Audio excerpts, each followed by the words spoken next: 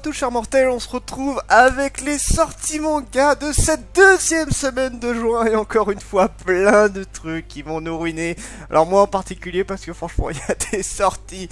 Quand je vois ma liste d'achats à faire, j'ai même pas fini d'acheter ce qu'il y avait en mai. Et quand je vois tout ce qui sort en juin, je pleure, j'en peux plus, tuez-moi. Allez, on attaque avec Sayri. Donc là, vous voyez pas là, mais c'était la page juste d'avant, hein, j'ai un peu triché. Qui est un seul tome. Vu la gueule, c'est quoi? C'est Atelier à Katombo. Je connais pas du tout celui-là. Je connais pas.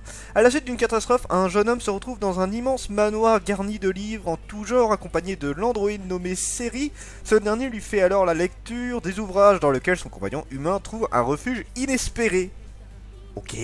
13 €, c'est un gros format, ouais, je sais pas si je le prendrai, celui-là, on va voir. Hein. 50 nuances de gras, oui. Oui, je continue cette série, alors on rappelle, hein, c'est vraiment pour sans prise de tête, c'est complètement what the fuck, mais c'est rigolo. Un Fantasy Lazy Life, oui.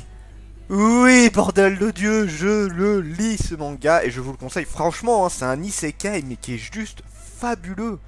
Fabuleux, qui change totalement de ce qu'on a l'habitude de voir, et franchement, il vaut vraiment le coup d'œil. Bon, les agendas on s'en fout, Fairy Tail, l'atelier des sorciers, Seven Deadly Sins, bref, ça, c'est pas des trucs qui m'intéressent, je sais même pas si je reprends cette année, j'avais pris une Tank Center, mais je sais pas si je reprendrai rien. L'amour à l'excès, volume 10, je ne connais pas du tout, donc ça non. L'atelier des sorciers, volume 6, oui, je crois que j'ai un tout petit peu de retard d'ailleurs sur la série. Je suis au tome 5, mais je l'ai pas encore lu, donc je suis à peu près à jour, hein, mais j'ai pas encore tout à fait lu. Une version classique et une version collector, je prendrai très certainement la version collector, il y a de grandes chances. Bakemonogatari, oui, je prends. Alors, même si je n'ai pas encore totalement accroché à la série, ça me reste rigolo à lire. Maintenant, j'attends de voir jusqu'où le manga va aller. Je sais qu'il y a beaucoup de catégories différentes dans Bakemonogatari. Donc là, voilà, on verra. Je découvre totalement la série. Hein. Je suis un néophyte sur cette série-là. Bakemonogatari, le roman, volume 3. Donc ça je prendrai pas par contre. Shiayafuru, une série qui est assez vieille en vrai. C'est donc sur les poèmes japonais, si je dis pas de conneries, ou c'est des matchs comme ça. Mais c'est très particulier comme manga. En vrai, je suis curieux, je le lirai un jour, je pense. Il m'intrigue pas mal. Classroom for Hero, encore une fois, je le conseille. C'est du what the fuck, ecchi, mais qui fait plaisir. Toi, c'est un peu à l'ancienne, vraiment très très. Alors, c'est très classique, hein, c'est le truc qui est extrêmement classique avec du gros cliché de ce que t'as l'habitude de voir dans l'Heroic Fantasy avec, tu sais, du ecchi, le héros totalement pété, les trucs du genre. Mais j'aime bien, j'aime beaucoup Classroom for Hero, quand t'as pas envie de te prendre la tête, c'est cool. Destiny Yuki, alors, j'ai même pas lu le premier tome, encore je l'ai acheté mais j'ai pas encore lu. C'est con parce que l'auteur était, enfin, l'autrice était celle qui a fait Maid-sama, qui est un super bon manga. Mais Destiny Yuki, alors, je sais pas ce qu'il en est au Japon, mais chez nous c'est un gros bide. Hein. Clairement, le manga ne marche pas, et je sais pas, il m'attire pas plus que ça. Dog Bullet et Carnage, je ne connais pas. Oh, Panini, tiens, il ressort des trucs, Panini, c'est vrai. Fairy Tail, la quête de 100 ans, volume 5, bien évidemment, je suis toujours un grand fan de Fairy Tail et je continuerai à lire la suite. Moi, j'aime bien la suite de la quête de 100 ans est sympa. Gone on Ship, voyons ça, alors c'est une série terminée en 3 tomes, série assez courte du coup. Selon la légende, si vous écrivez un souhait que vous l'enterrez dans la tour des moutons et que vous le déterrez au bout de 7 ans et 7 mois, votre souhait sera réalisé. Tsugu Mikura revient dans sa ville natale et retrouve ses amis d'enfance avec lesquels elle avait enterré une capsule temporaire à l'école primaire. Elle découvre alors que les liens d'amitié qu'elle pensait indestructibles se sont fissurés petit à petit. Oh, intéressant. Je le prendrai. Je sais pas exactement ce que ça vaut, mais je prendrai. Infection, encore une fois, un manga qui est parti sur un petit. Alors c'est pas tout à fait des zombies, mais ça s'en rapproche pas mal. J'aime bien. Pareil. Alors c'est extrêmement cul. Enfin, extrêmement, oui, non, disons qu'il y a des scènes de cul et qu'il y a un peu de fanservice en soi, mais l'histoire est quand même bien là, hein. T'as quand même pas mal d'histoires, moi j'aime bien. Infection, je fais partie de ceux qui aiment bien. Je sais pas si le manga marche très très bien, mais moi j'aime bien. Maison coucou, ouais, je continuerai. Je vous avoue que le héros me saoule un peu en vrai, mais je continuerai. Là c'est la version Perfect Edition. Je vous avoue que j'aurais bien voulu avoir l'ancienne édition. J'ai toujours une préférence pour les premières éditions de manga. Mais bon, là pour l'instant, voilà, j'ai commencé le 1, ça m'a fait découvrir, je continuerai la série. Mushoku Tensei, je ne le répéterai jamais assez, pareil, qui fait partie de mes isekai préférés. Je sais pas, je pense que je le mets au-dessus de la Fantasy Lazy Life. Hein. Clairement, Mushoku Tensei est assez impressionnant. Voir le héros qui grandit au fur et à mesure et du coup sa mentalité et aussi la dureté du manga qui évolue au fur et à mesure. Perso, moi j'adhère totalement et je vous le conseille. Je vous le conseille énormément. 11ème tome, j'achète. Rikodo, alors j'ai acheté les premiers tomes, j'avais beaucoup aimé et je pense que j'achèterai la suite. J'ai pas encore, je crois que j'en suis au 4ème tome, un truc du genre, mais il faut que je continue cette série là. Seconde Summer, Never See You Again, donc on a le tome 1 et 2 qui sortent en même temps, et ben c'est fini en 2 tomes. Voilà, comme ça c'est réglé, c'est terminé en 2 tomes. Arrivé au lycée en cours d'année, Rin Moriyama meurt des suites d'une maladie incurable après avoir accompli... Oui. Attends. D'une maladie incurable après avoir accompli... Un peu bizarre cette phrase. Avec l'aide de son camarade Satoshi Shinohara, son dernier souhait, créer un groupe de musique et donner un concert pour la fête de l'établissement. Tandis qu'elle vit ses derniers instants, le lycée lui confie être amoureux d'elle. Le lycéen, ok. Oh putain, j'ai du mal. Une erreur qu'il faut maintenant réparer. Ok. Ok. Ça marche. Bah, je pense que je les prendrai celui-là. Je pense que je les prendrai. The Promised Neverland, j'ai totalement abandonné la série. Je sais qu'il y en a encore plein qui aiment cette série-là. Moi, j'adhère pas des matchs. Je les lirai peut-être plus tard, mais pour l'instant, voilà. J'ai clairement d'autres priorités. Hein. J'ai tellement d'achats manga à faire que Promised Neverland, c'est pas dedans. Clairement pas. The Origin of Shidero, volume 14, encore une fois, oui, je le répète, ça aussi, ça fait partie du mot trio des isekai préférés de ces dernières années. À Fantasy Lazy Life, Mushoku Tensei et Origin of Shidero, c'est des pures merveilles qu'il faut foncer sans hésitation si vous aimez le Heroic Fantasy. Si vous aimez le isekai en général, franchement, regardez-les, c'est des styles qui changent totalement de ce qu'on a l'habitude de voir et c'est trop cool. Why Nobody Remember My World, alors c'est pas mal, j'ai pas encore présenté le premier tome, je l'ai, hein, je l'ai fini, je l'ai lu. Alors c'est pas mal, le problème c'est que dans le premier tome il s'est pas passé grand chose, mais le principe est intéressant, donc je continuerai à lire, et voilà, je suis curieux, je suis très curieux de cette série. À tes côtés, alors de quoi que ça nous parle? À tes côtés c'est en 5 tomes, c'est encore en cours au Japon. Quand un après-midi d'hiver enneigé, Otaru tend son parapluie à Hanoi, un de ses camarades de lycée qui vient de se faire larguer. Elle n'imaginait pas encore que c'était le début d'une nouvelle histoire. En effet, ce garçon de la classe d'à côté débarque le lendemain pour lui faire une déclaration d'amour alors qu'il ne la connaît pas vraiment. Déstabilisée, elle refuse les avances de ce dernier mais accepte de le côtoyer en tant qu'ami. Mais si derrière des apparences trompeuses, la rencontre de ces deux-là n'avait pas été poussée par le destin. Je sais pas. Je pense que je le lirai. Je pense que je le lirai. C'est le genre de truc, voilà, quand tu veux être peinard, c'est bien. Aria, le 3ème tome, donc Masterpiece, la version édition de luxe, là, je sais pas si c'est édition de luxe, je crois. Très belle. Très belle. Alors je connaissais pas je connaissais de nom mais j'avais jamais vu la série avant. Là je découvre totalement Aria et j'apprécie beaucoup. C'est extrêmement du contemplatif mais j'apprécie beaucoup la série. Et le nouveau format est super agréable à lire donc oui je continue la série. Assassin's Creed Blood of Shao Jun. Alors c'est un one shot ça? Oui? Non? Un cours? Ok, un tome en cours. C'est pas fini. Ok, j'ai rien dit. En 1526, la dynastie Ming règne depuis près de 200 ans et la Chine jusque-là prospère sombre dans le chaos. Zhong Yun, chef des 8 tigres, un groupe de templiers, en profite pour faire éliminer tous ceux qui pourraient se dresser entre lui et le pouvoir. Pour échapper à une mort certaine, Shao Jun, la dernière assassin de la confrérie chinoise, a fui en Europe auprès d'un mystérieux menteur italien. De retour dans son pays, elle est déterminée à prendre sa revanche contre ceux qui ont massacré son clan. Ouais, je sais pas. Bah, je l'achèterai, hein, alors, même si j'ai pas vraiment joué au Assassin's Creed, le truc m'intéresse, mais voilà, je sais pas ce que ça va donner. Parce que en fait j'avais lu, il y avait genre 2 tomes, une série en 2 tomes d'Assassin's Creed, je l'avais lu, bon elle était pas folichon, hein, c'était sympa, mais sans plus, j'attends voir ce que ça va donner pour lui. C'est Manabook. Manabook, c'est pas toujours excellent ce qu'ils font, je trouve. C'est des reprises de jeux vidéo, mais des fois c'est tellement fait à l'arrache que ça me saoule. Ils ont fait pas mal de Tales of Symphonia par exemple, enfin Tales of Bestiary, tout ça, et je suis pas très fan de leur version à chaque fois. Creator Fantasy Volume 4, il faut que je continue, c'est pareil, c'est une série qui est bien quand tu veux être peinard, quand tu veux pas te prendre la tête, donc je continuerai.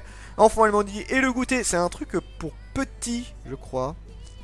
Une histoire inédite de Shiva et du professeur sous la forme d'un magnifique album illustré tout en couleur. Ouais, je crois que c'est pour un public un peu plus jeune. Afin de remercier ses fans de leur engouement de son œuvre, Nakabe a créé 3 sublimes albums mettant en scène les 2 personnages principaux de l'enfant elle maudit, Shiva et le professeur. Voici le tout premier, pas de noirceur ou de ténèbres ici. Chaque petit livret est bucolique et ce sont des petits moments lumineux qu'on savoure à chaque page. Le trait est coloré et il contraste avec la noirceur de l'enfant elle maudit. et de son sujet grave. Shiva et le professeur partagent des bons moments ici et en profitent avec eux. Et on en profite avec eux. Putain, j'ai vraiment du mal. Désolé. Ouais, je le prendrai, je pense. Je pense que je prendrai. Final Fantasy Lost Stranger volume 5. Ça, il faut que je continue. Je crois que j'en suis au 3ème tome, mais c'est pas que j'ai pas accroché ou quoi, c'est juste que voilà, ça fait partie des innombrables mangas que j'ai acheté, puis que j'ai mis un peu en pause parce que j'étais sur d'autres mangas. Go, le manga, volume 2, voilà, un manga français. Des mangas français, je le répète, mais moi je suis vraiment pas fan. Il y a très peu de mangas français que j'apprécie. D'ailleurs, là, comme ça, il y a eu Chronotrix Express que je vous conseille fortement. Un manga français, là, il y a le 3ème tome, il y a eu une campagne participative, là, Ulule, je crois. Le quota a déjà été atteint et je vous conseille très fortement cette série parce que c'est un des rares mangas français qui change un peu de ce qu'on a l'habitude de voir, c'est-à-dire que ce n'est pas du shonen, c'est un seinen. Ça fait plaisir de temps en temps. Et franchement c'est cool, c'est super cool. Golden Kamuy, alors il faut vraiment que je continue cette série, pareil si vous la connaissez pas, c'est une putain de tuerie cette série. J'ai juste un peu de retard, je crois que j'en suis au 15ème tome, faut que je rattrape, faut juste que je rattrape la série. Guess what, voilà, le premier tome était pas faramineux, pareil ça faisait partie des innombrables séries que Kiyun voulait mettre absolument en avant. Ça n'a pas été une grosse folie, hein, le manga, pour l'avoir lu, c'est pour le premier tome en tout cas, c'est pas faramineux, mais j'attends de voir la suite. Canon au bout du monde, moi j'ai pas du tout accroché, clairement, j'ai pas du tout accroché à Canon, l'héroïne me saoule au possible, j'arrive pas à m'attacher à elle, donc bon. Et même l'histoire en tant que telle, elle me plaît pas plus que ça. Je verrai si je continue, pour l'instant j'ai arrêté au 2ème tome je crois. My Dear Nagbo, ouais c'est ça.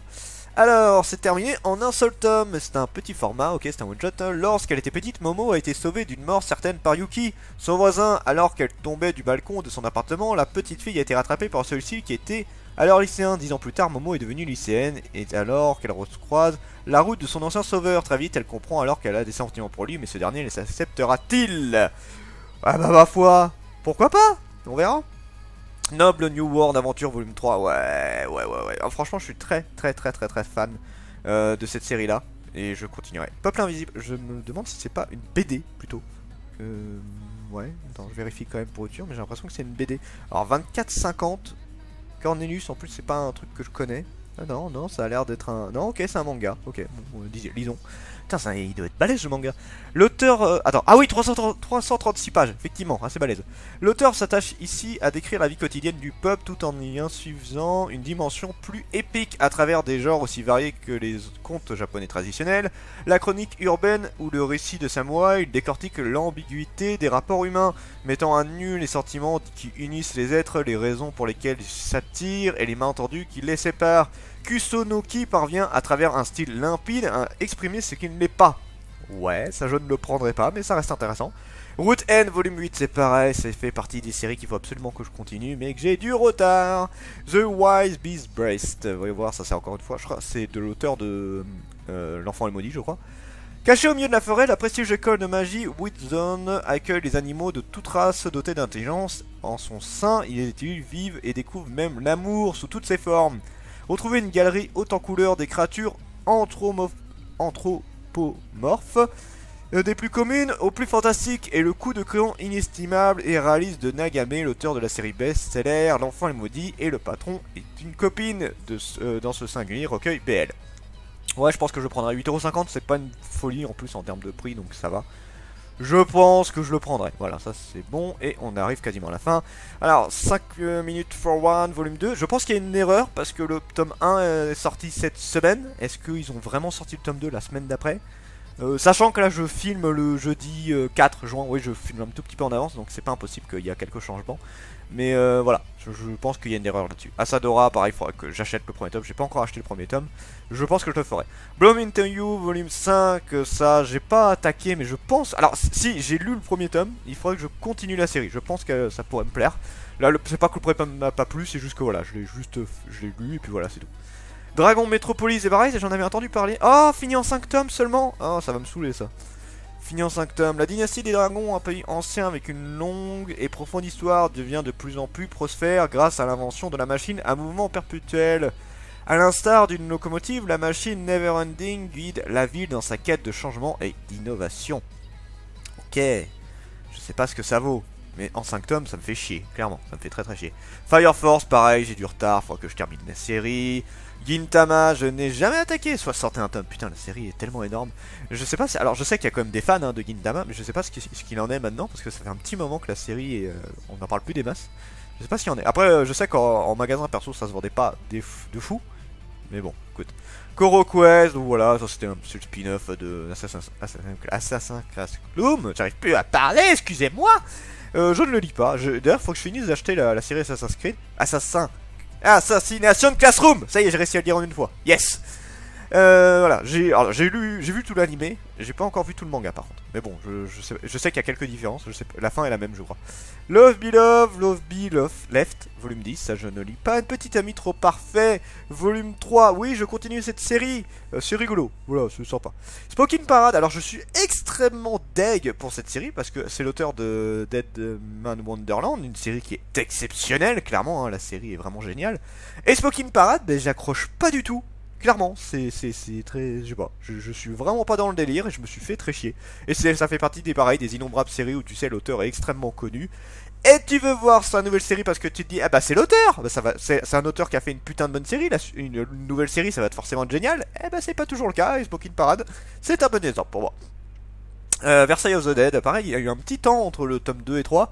J'aime bien, c'est du zombie avec, vous savez, Marie-Antoinette, les trucs du genre, mais j'aime bien. Franchement, j'aime bien. C'est genre, qu'est-ce qui se serait passé si, à cette époque, il y avait eu des zombies. Et en vrai, c'est rigolo. Et on finit avec Zettai, Karen Children, volume 43. Je ne lis absolument pas la série. Et voilà, nous avons toutes les sorties de cette deuxième semaine de juin. Comme vous pouvez le voir, il y a quand même pas mal de sorties qui vont encore nous arracher le portefeuille. Et nous, on va pleurer comme c'est pas possible. Enfin bon, c'est habituel. Le mois de juin, je vous le dis, ça va être une pure horreur. Clairement, hein, ça va être une grosse horreur pour nous. J'espère que vous avez trouvé des trucs assez intéressants dans cette sortie de la semaine. C'était Dragmar et je vous dis à la prochaine, chers mortels.